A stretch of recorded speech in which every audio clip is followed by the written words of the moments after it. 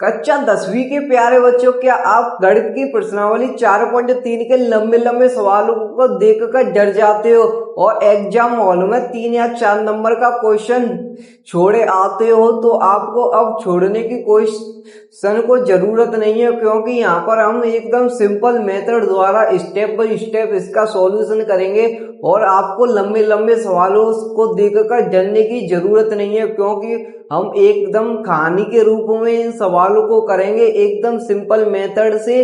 तो हम यहाँ पर देखते हैं एकदम छोटा सा बेसिक लेवल से हम क्वेश्चन करेंगे। तो इसकी पहले थ्योरी सी जान लेते हैं। इसमें क्या दे रखा है, हमें द्विघात समीकरण दे रखा है। तो द्विघात समीकरण का व्यापक रूप होता है ax² plus bx plus c बराबर 0। यह हमारा व्यापक रूप होता है, जिसके x² के आगे का गुणांक a होता है और x के आगे का b जो अकेला है वो c होता है। यह इनके गुणांक होते हैं। तो इनके मान निकालने के लिए, इनकी प्रकृति, इनके मूलों की प्रकृति जानने के लिए हम इसमें विविक्तकर का सूत्र लगाते हैं। विविक्तकर का सूत्र होता है हमारा d बराबर b² माइनस के 4ac। यह हमारा विविक्तकर का सूत्र होता है, जिसके हम मूलों की प्रकृति जानने के लिए हम इस सूत्र का प्रयोग करते हैं। अब यह सूत्र की 3 कंडीशन होती हैं। 3 कंडीशन क्या होती है हमारे पास कंडीशन है जो d है ना, जो विविक्तकर है वो 0 से बड़ा होना चाहिए। पहली कंडीशन यह होती है और सेकंड कंडीशन होती है तो जो d है जो 0 के बराबर होना चाहिए। यह हमारी सेकंड कंडीशन होती है। और तीसरी कंडीशन है इसी की कि d है जो 0 से छोटा हो, यानी d 0 से छोटा हो। तो हमें कैसे मान मिलेंगे, कैसे नहीं मान मिलेंगे? तो यहाँ पर हमें कैसे मान मिलेंगे, तो हमें यहाँ पर 2 वास्तविक मूल मिलेंगे। 2 वास्तविक मूल मिलेंगे। कैसे मिलेंगे? 2 वास्तविक मूल मिलेंगे, लेकिन वो अलग अलग होने चाहिए, अलग अलग मान होने चाहिए, अलग अलग केस होने चाहिए। यह कौन सी कंडीशन होगी? जब 0 हमारा d से बड़ा हो, यानी कि धनात्मक संख्या होनी चाहिए यहाँ पर, वो भी वास्तविक में। और यहाँ पर जो d है 0 के बराबर है, तो यहाँ पर भी हमें 2 वास्तविक मूल मिलेंगे, 2 वास्तविक मूल मिलेंगे। लेकिन वो जो हम बराबर कह देंगे तो हमें यहाँ पर समान समान मूल मिलेंगे। कैसे मिलेंगे? समान समान मूल मिलेंगे। और जो d है यानी कि जो 0 से छोटा है, यानी कि ऋणात्मक हो रहा है, तो ऋणात्मक में हमारे कोई वास्तविक मूल नहीं मिलेंगे, कोई वास्तविक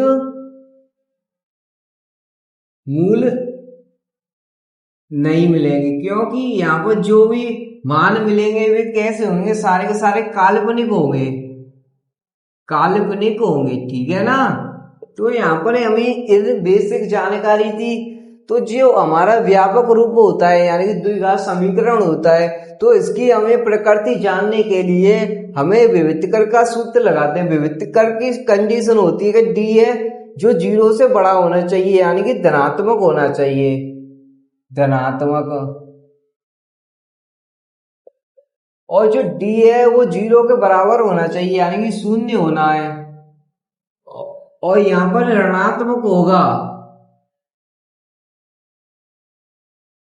यानी धनात्मक होगा तो 2 वास्तविक मूल निकलेंगे, वो भी अलग अलग। और जो 0 होगे, 0 के बराबर होगा तो 2 वास्तविक मूल निकलेंगे, लेकिन समान समान।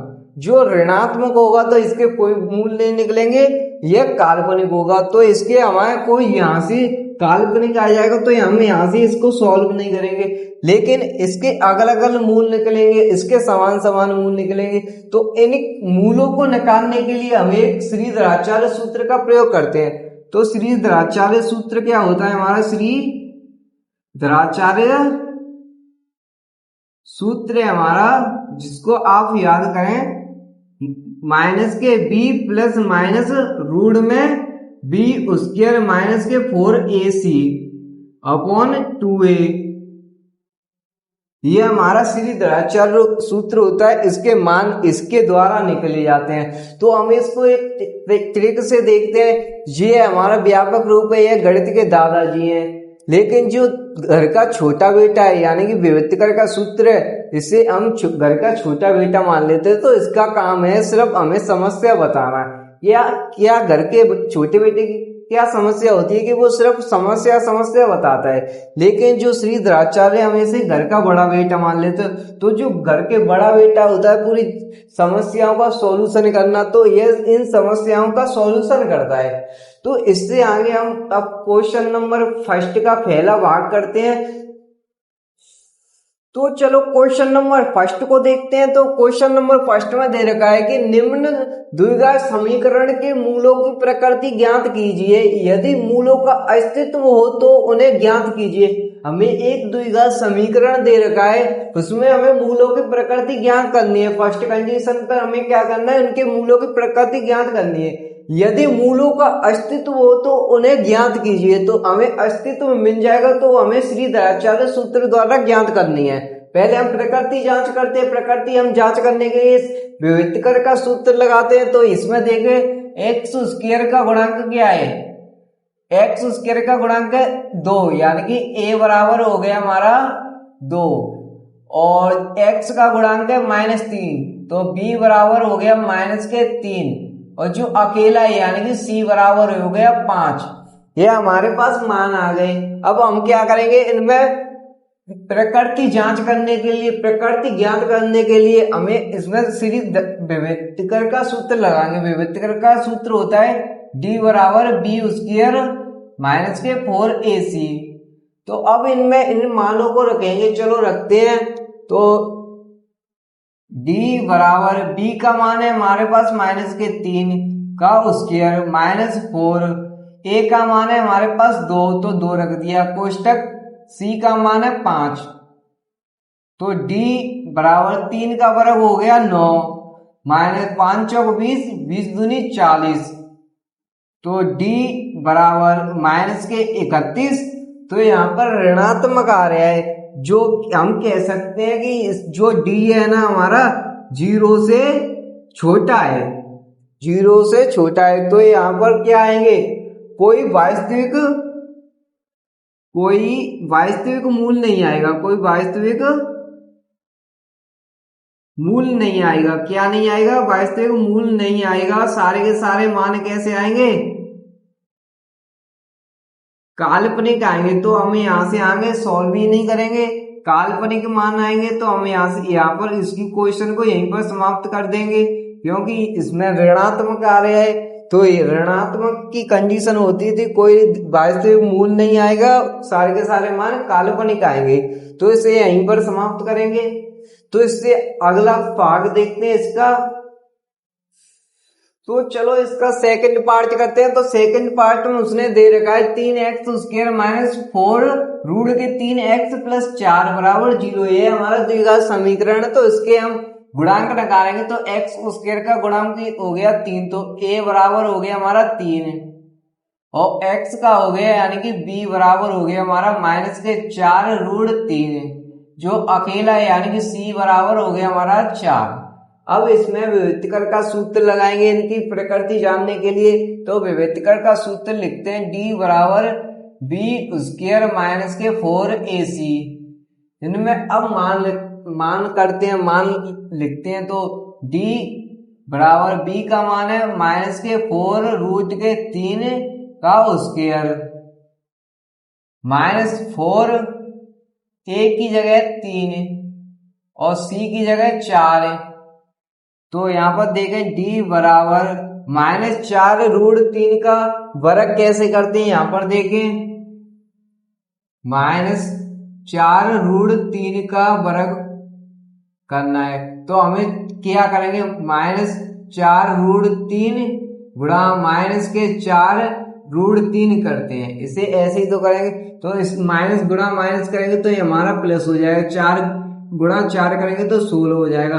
और रूट 3 गुणा रूट 3 लिखते हैं, ये हाफ होता है, किसका, 3 का हाफ होता है। यानी 3 को हम ऐसे लिखते सकते हैं, रूट 3 गुणा रूट 3 इसके आधे।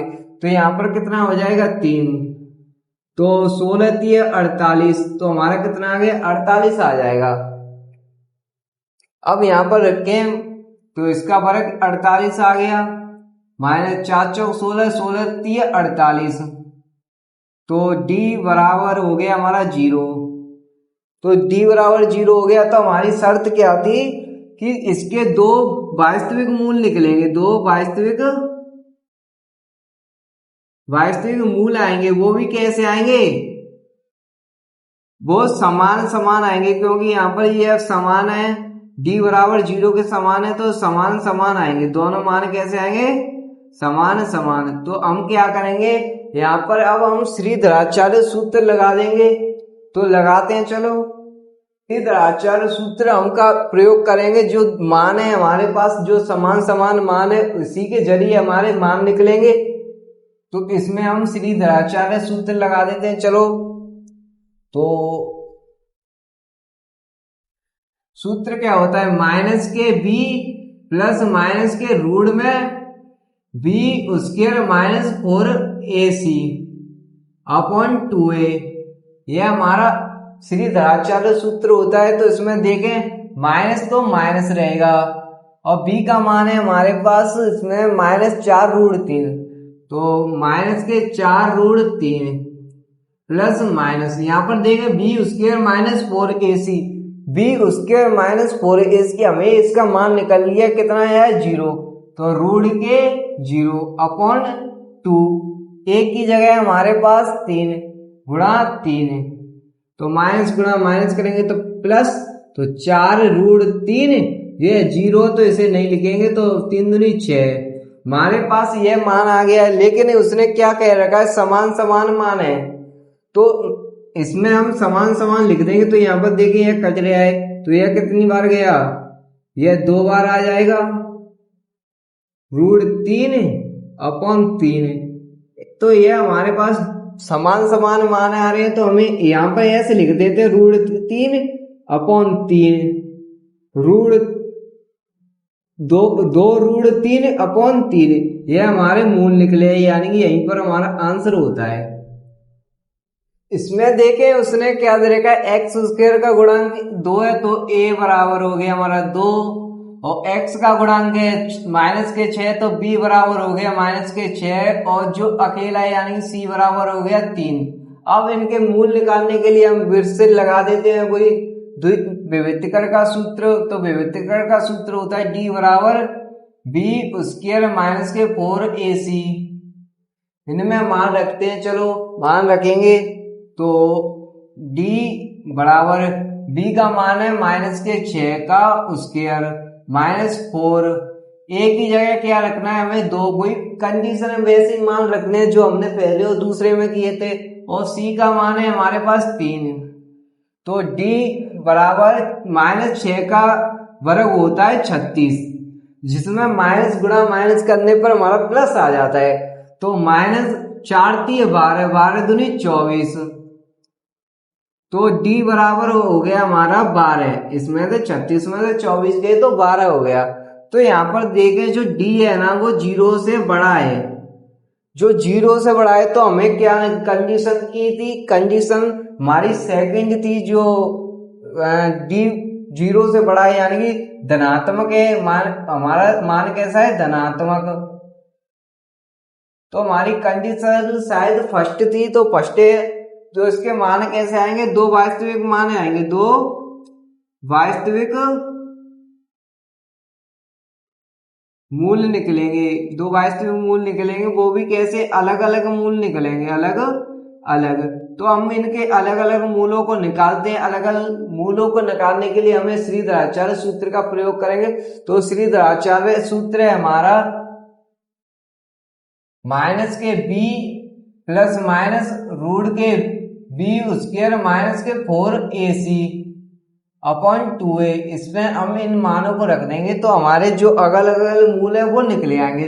तो -b की जगह हमें माइनस की माइनस रख देंगे।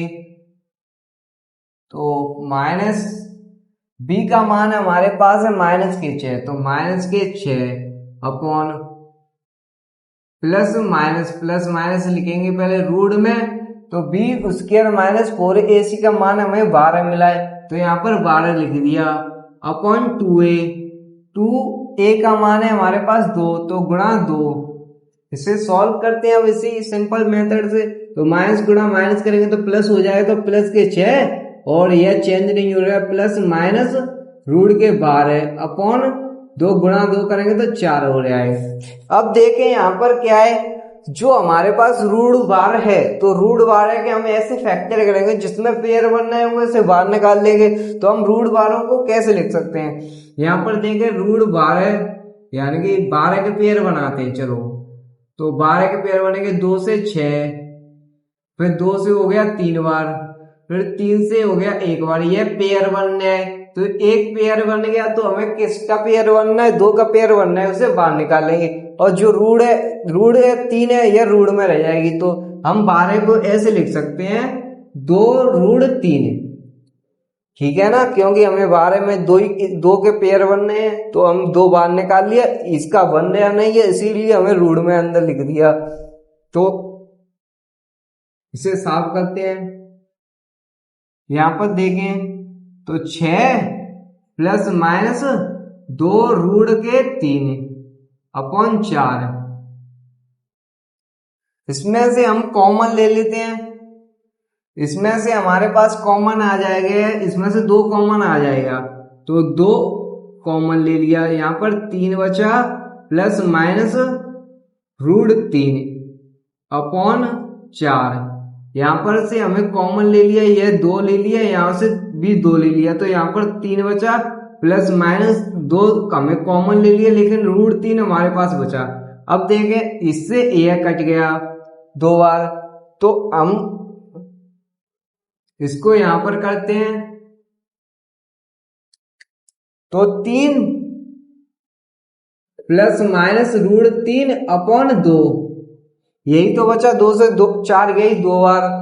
तो अब हमारे पास यह मान आ गया, लेकिन 2 वास्तविक मूल आ रहे हैं, वो भी कैसे, अलग अलग मान आ रहे हैं। तो हम इन्हें प्लस माइनस में लिख देंगे, तो पहले प्लस लिख देंगे तो 3 प्लस रूट के 3 अपॉन 2 कॉमा, एक बार माइनस में कर दे तो 3 माइनस के रूट 3 अपॉन 2, ये हमारे मूल निकले हैं, यहीं पर हमारा आंसर होता है।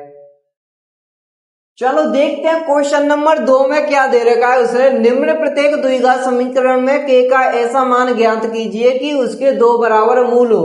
इसमें हमें पहले k का मान ज्ञात करना है, लेकिन उसमें 2 बराबर मूल और ज्ञात करने हैं। तो पहले k का मान देखते हैं, तो x स्क्वायर के आगे 2 है तो a बराबर हो गया हमारा 2, और x के आगे k तो b बराबर हो गया हमारा k, तो जो अकेला है c बराबर हो गया 3। इसमें फिर से विभेदीकरण का सूत्र लगाएंगे, जो जांच करेंगे कि प्रकृति क्या आएगी। तो विभेदीकरण का सूत्र होता है d बराबर बी स्क्वायर माइनस के 4ac, इनमें मान रखते हैं, मान रखें तो d बराबर b का मान है k, तो k का स्क्वायर माइनस 4, a का मान है 2 और c का मान है 3, तो d बराबर k स्क्वायर माइनस 4 3 12 12 दूनी 24, ये हमारे पास आ गया k स्क्वायर माइनस 24। लेकिन उसने क्या कह रहा है, उसके 2 बराबर मूल निकालने हैं। तो बराबर मूल निकालने के लिए हम इसे k स्क्वायर माइनस 24 को हम बराबर में लिख देंगे, तो बराबर में लिखेंगे तो हमें मान निकलेंगे तभी। तो k स्क्वायर माइनस के 24 बराबर 0। यहां पर देखें तो k स्क्वायर माइनस के 24 को इधर की साइड यानी बॉर्डर से इधर की साइड ले जाएंगे तो प्लस के हो जाएंगे, तो माइनस 24 को बराबर से इधर की यानी कि बॉर्डर से इधर की साइड ले जाएंगे तो प्लस के हो जाएगा, k स्क्वायर प्लस के 24 बराबर से इधर की साइड ले गए। तो यहाँ पर देखें k बराबर हो गया, इसका हम के रूट को हम इस पे कर लेंगे तो 24, तो k का मान हो गया हमारे पास रूट के 24। इसका सेकंड पार्ट देखते हैं। चलो तो दूसरे में दे रखा है उसने कि x कोष्टक x माइनस 2 कोष्टक प्लस 6 बराबर 0। इसलिए हम पहले द्विघात समीकरण बना लेंगे। तो द्विघात सूत्र बनाने के लिए हमें इसमें इसका मल्टीप्लाई करना पड़ेगा, तो k x का x करेंगे तो k एक्स स्क्वायर माइनस के एक्स का माइनस 2 से करेंगे तो माइनस के 2 के एक्स प्लस के 6 बराबर 0। यहां पर मान रखेंगे एक्स स्क्वायर के आगे के है तो ए का मान हो गया हमारे पास के, और एक्स के आगे बी बराबर यानी कि माइनस के 2 के, और जो अकेला है सी बराबर हो गया 6। इसमें विभक्तिकरण का सूत्र लगाते हैं, तो विभक्तिकरण का सूत्र लिखते हैं डी बराबर बी स्क्वायर माइनस के 4ac। हमारे पास ए का मान है, बी का मान है और सी का मान है, इनमें मान रखेंगे तो d बराबर b का मान है माइनस के 2k का स्क्वायर और 4 की 4, a का मान है हमारे पास k और c का मान है 6। तो इसे सॉल्व करेंगे तो माइनस 2 का वर्ग होता है 4, तो 4 और k का वर्ग होता है k स्क्वायर माइनस 6 चौक 24 और ये k की k, तो हमारे पास 4k स्क्वायर माइनस के 24 के आ गया है। लेकिन इसके दो बराबर मूल कह रहे हैं तो इसे हम 0 के बराबर में लिख लेंगे, तो 4k स्क्वायर माइनस के 24 के बराबर 0, ये हमारे पास आ गया। इसे हमें बराबर लिख लिया, तो यहाँ पर क्या करेंगे अब इसे 4k स्क्वायर माइनस के 24 के बराबर 0, इसमें हम k का मान निकालते हैं पहले। तो क्या करें 4k स्क्वायर माइनस के 24 के बराबर से इधर की यानी कि बॉर्डर से लाइन पार करेंगे इधर की साइड, तो ये प्लस के हो जाएंगे, तो बराबर इसके 24 के। अब क्या करें इसमें जो k है k को इधर की साइड ले आए, गुणा से भाग में ले आते हैं, तो 4k स्क्वायर और ये वाली k को हम इसके भाग में ले आते हैं, तो k बराबर इधर की साइड 24 बचा। अब क्या करें k से k कट गई, तो यहां पर 4k बराबर 24। अब क्या करें ये 4 को इधर की साइड ले जाएंगे गुणा से भाग में, तो k बराबर हो जाएगा 24/4।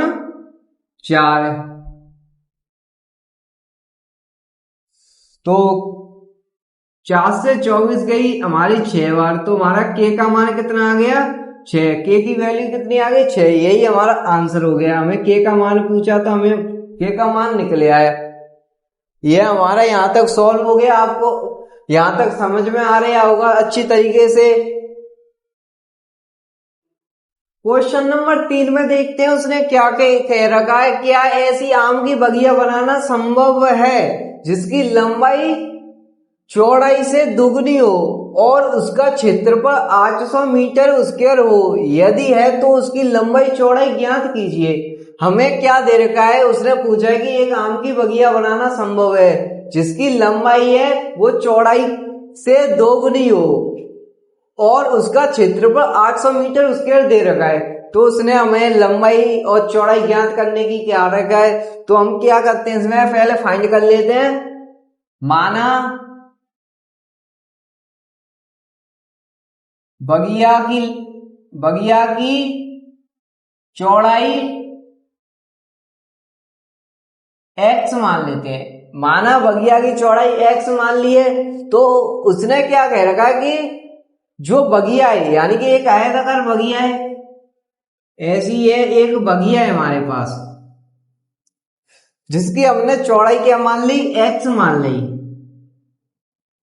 लंबाई और चौड़ाई वैसे हम किससे दर्शाते हैं, l और b से दर्शाते हैं। लंबाई होती है और ये b माने चौड़ाई होती है, तो हमें b बराबर क्या मान ली हमने x मान ली, ठीक है ना। अब क्या कह रहे हैं लंबाई, अब लंबाई की बात कर रहे हैं, तो ये लंबाई की बात कर रहे हैं। लंबाई चौड़ाई से दोगुनी हो यानी कि जो चौड़ाई है चौड़ाई से दोगुनी हो, तो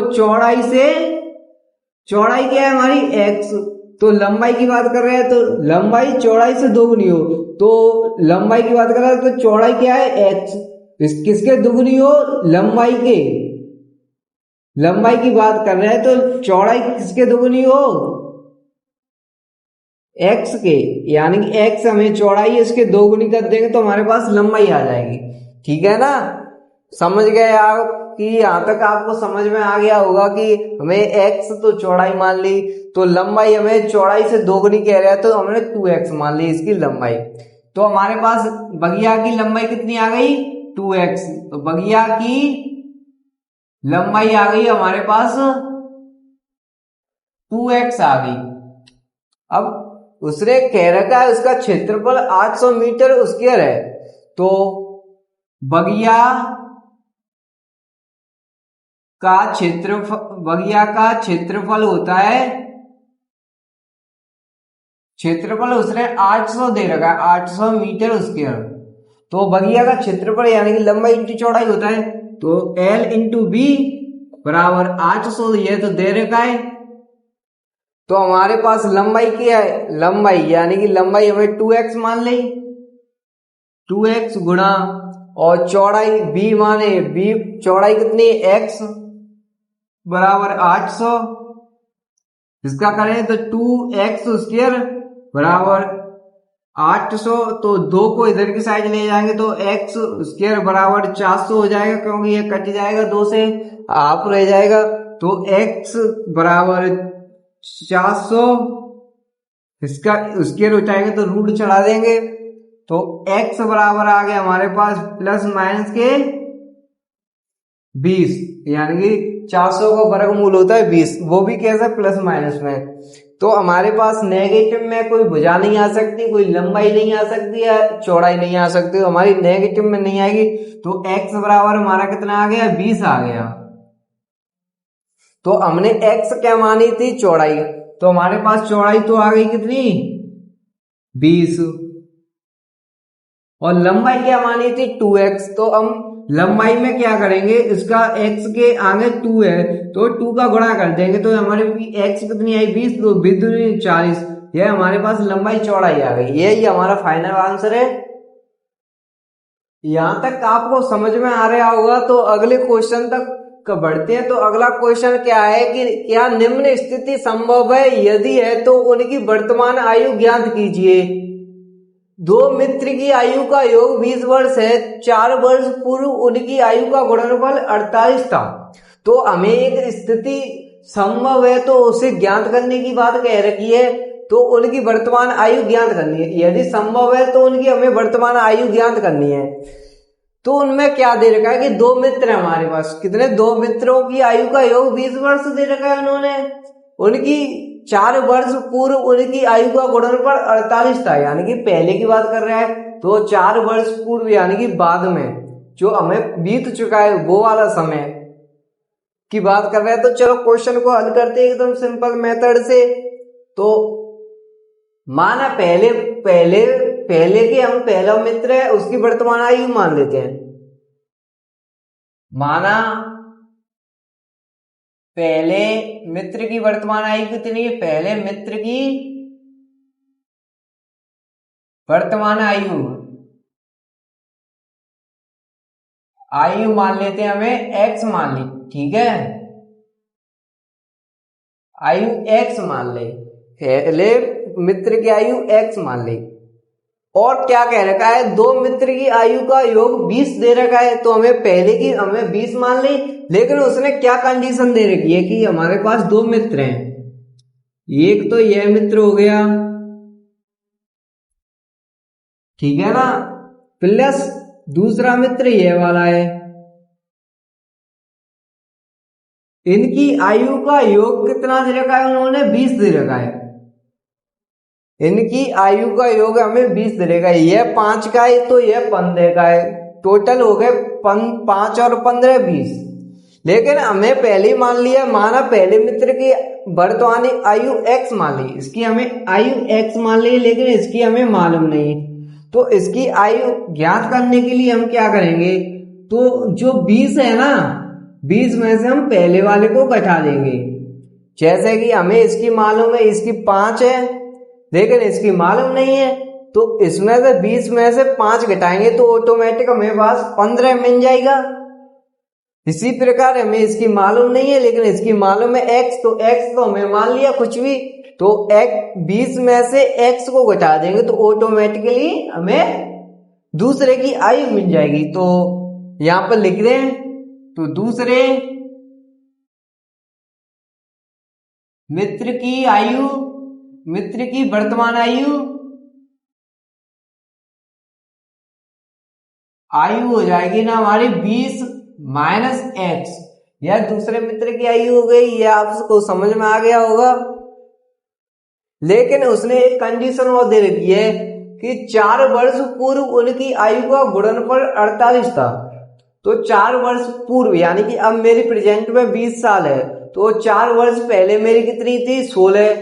कितनी थी? 16। तो 4 वर्ष पूर्व मैंने 20 में से 4 घटाई है तो इसलिए तो हमारी 16 आई।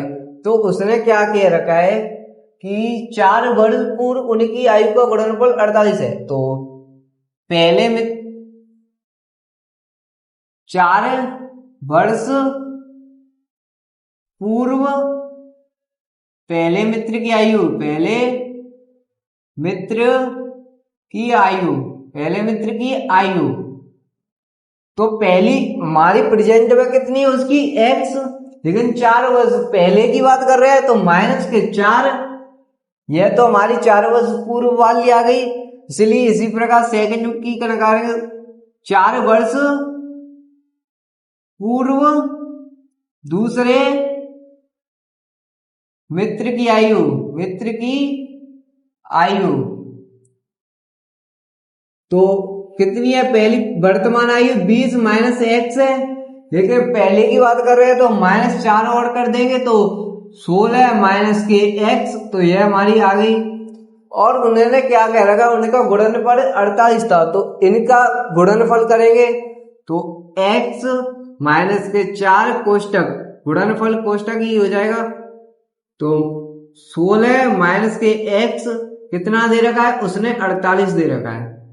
तो इसे सॉल्व करेंगे, x का इस ब्रैकेट से गुणा करेंगे तो x का 16 से करेंगे तो 16x, फिर x का माइनस x से करेंगे तो माइनस के x स्क्वायर, माइनस 4 का 16 से करेंगे 16 चौक 64,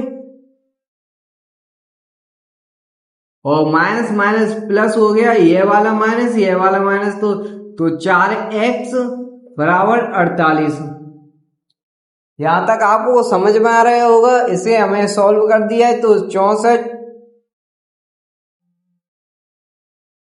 और 48 यहाँ आ गई। तो हमें इसे और आगे सॉल्व करेंगे तो इसमें देखे पहले एक्स स्क्वायर ले लेते, माइनस के एक्स स्क्वायर, यह 16x और 4x प्लस के 20x माइनस के 64, और ये इधर की साइड आएगा तो माइनस के 48 बराबर 0। तो माइनस के एक्स स्क्वायर प्लस के 20x माइनस के 64 और माइनस के 48 यानी कि माइनस के 1 से 12 बराबर 0। इसमें से हम पूरे में से माइनस को कॉमन ले ले तो चिन्ह पंक्ति आएगा, तो माइनस के कॉमन ले लेंगे तो ये माइनस के हो जाएगा प्लस का, तो एक्स स्क्वायर, यह प्लस है तो माइनस का 20x, यह प्लस का है तो माइनस है तो प्लस हो जाएगा, तो 1 से 12 कोष्टक बराबर 0। तो हमारे पास क्या समीकरण आ गया? हमारे पास एक्स स्क्वायर माइनस के 20x प्लस के 1 से 12 बराबर 0, यह हमारे पास समीकरण आ गया। अब इसमें क्या करेंगे हम? अब हम इसके मान निकालेंगे। तो इसमें मान निकालने के लिए हम क्या करते हैं? वही हमारे पास यह द्विघात सूत्र आ गया, यानी कि द्विघात समीकरण आ गया। तो इसमें एक्स स्क्वायर के आगे एक होता है जिसका कोई नहीं होता, उसका भगवान होता है। भगवान कितने होता है? एक होता है, तो इसका एक हो गया। तो a बराबर 1 और b बराबर माइनस के 20 और c बराबर 1 से 12। अब इसमें विभक्तिकरण का सूत्र लगा देंगे। तो विभक्तिकरण का सूत्र होता है d बराबर b स्क्वायर माइनस के 4ac। अब मान रखेंगे इसमें तो d की 0 हो जाएगी और b का मान है माइनस के 20 का स्क्वायर माइनस 4 ए का मान है हमारे पास 1 और सी बराबर है 1 से 12, तो डी बराबर 20 का वर्ग होता है 400 माइनस 1 से 12 गुणा 4 करेंगे तो 448, तो डी बराबर हो गया हमारा माइनस के 48, ये हमारा नेगेटिव में आ रहे हैं, तो इसका क्या होगा, इसके कोई वास्तविक मूल नहीं होंगे, कोई वास्तविक मूल नहीं होंगे, नहीं आएंगे। यह कैसे आएंगे, सारे के सारे काल्पनिक आएंगे, तो हमें यहां से आगे सॉल्व नहीं करेंगे, तो यहां पर हमारा आंसर होता है 4.3 प्रश्नावली का लास्ट क्वेश्चन देखते हैं, जिसमें यह इंपॉर्टेंट क्वेश्चन है, यह परीक्षा में जरूर आता है, तो इसको एकदम आसान तरीके से करेंगे। तो उसने क्या दे रखा है कि आप परिमाप 80 मीटर तथा क्षेत्रफल 400 मीटर स्क्वायर के एक पार्क को बनाना संभव है, यदि है तो उनकी लंबाई और चौड़ाई ज्ञात करनी है। हमें एक पार्क दे रखा है, जिसने हमें परिमाप 80 मीटर दे दिया है उसने, और क्षेत्रफल 400 मीटर स्क्वायर दे दिया है, तो हमें उसकी लंबाई और चौड़ाई ज्ञात करनी है, वो संभव हो तो हम क्या करते हैं, पहले मान लेते हैं, माना पहले हम लंबाई मान लेते हैं, माना पार्क की लंबाई हो गई भाई, हमें x मान ली, और उसने परिमाप दे रखा है, परिमाप है हमारे पास, उसने दे रखा है 80 मीटर, और क्षेत्रफल भी दे रखा है, क्षेत्रफल 400 मीटर स्क्वायर दे रखा है। तो पहले इसमें हम परिमाप लगाते हैं, तो पार्क का परिमाप, पहले हमें इसमें पार्क का परिमाप के जरिए निकालते हैं, तो पार्क का परिमाप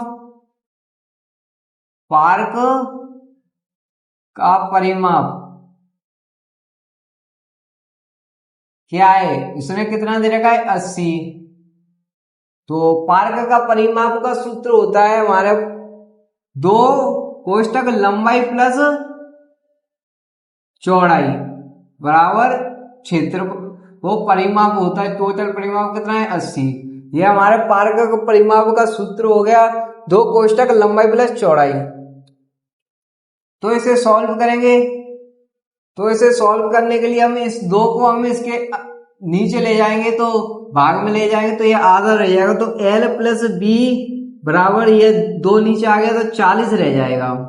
तो हमें लंबाई यानी कि l क्या मान लिया हमने, x मान लिए, तो इसको हम x मान लेंगे प्लस b बराबर 40। हमारे पास लंबाई तो निकल गई x हम मान लिए, तो हमें b निकालनी है, b की जरूरत है, तो b बराबर 40, यह x है तो इधर की साइड जाएगी तो x हो जाएगी माइनस की x, तो हमारे पास b यानी कि b कितनी आ गई हमारे पास 40 माइनस x, और लंबाई कितनी है x, हम ये मान लिए। तो अब क्या करें, इसमें हम परिमाप का सूत्र तो हमने लगा दिया, अब इसमें क्षेत्रफल लगाते हैं, तो पार्क का क्षेत्रफल होता है, पार्क का क्षेत्रफल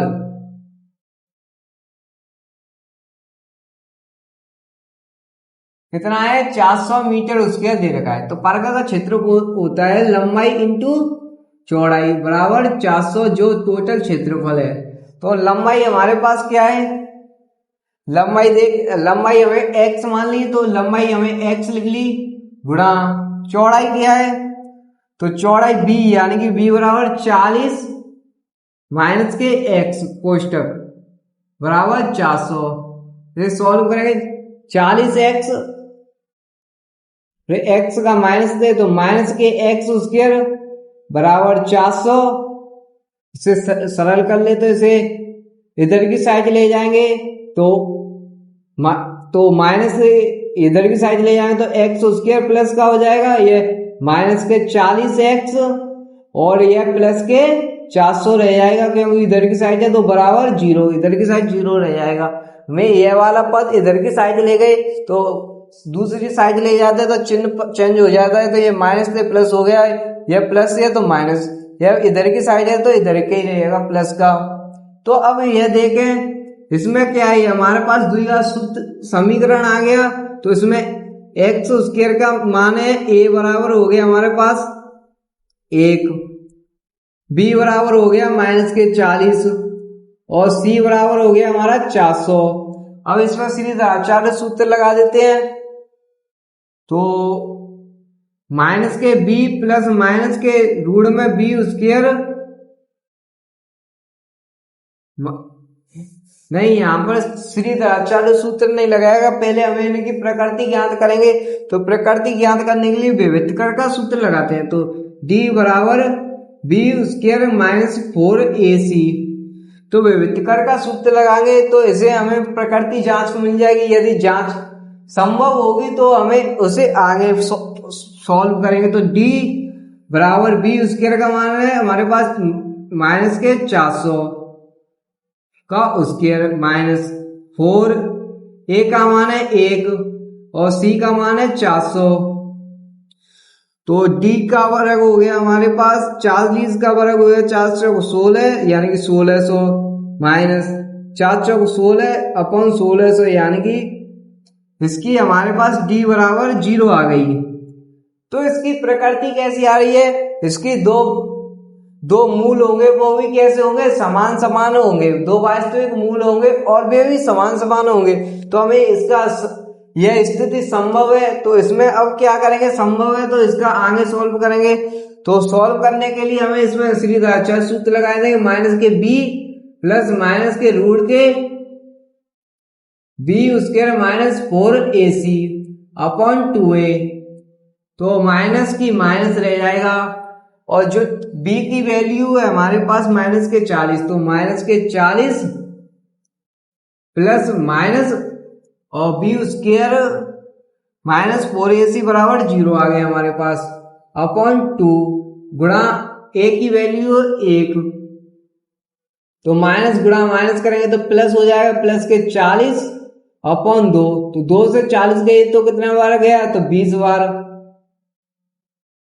तो हमारे पास लंबाई कितनी आ गई, हमें x क्या मानी लंबाई, तो लंबाई हमारे 20 और चौड़ाई हमारे क्या पास है b, तो चौड़ाई हमारे पास b बराबर 40 माइनस एक्स, 40 माइनस एक्स बराबर, तो 40 तो 40 माइनस एक्स की जगह 20, तो 20 हुआ, तो 20 यानी कि हमारे पास लंबाई भी 20 है चौड़ाई भी 20 है, तो इसके जो बराबर में, तो इसके दो समान मूल है, तो यह लंबाई और चौड़ाई हमारी आ गई। यहाँ पर ये आंसर हो गया। ये एकदम आसान प्रश्नावली थी, इसके लंबे लंबे सवालों को देखकर अक्सर बच्चे गलत कर देते हैं और अपने 3 से 4 नंबर गवा देते हैं। तो एकदम हमें एकदम स्टेप बाय स्टेप एकदम सिंपल तरीके से सॉल्व किया है। तो वीडियो को लाइक करें और अपने दोस्तों को शेयर करें, अपने ग्रुप में जो आपका स्कूल ग्रुप है उसमें शेयर करें।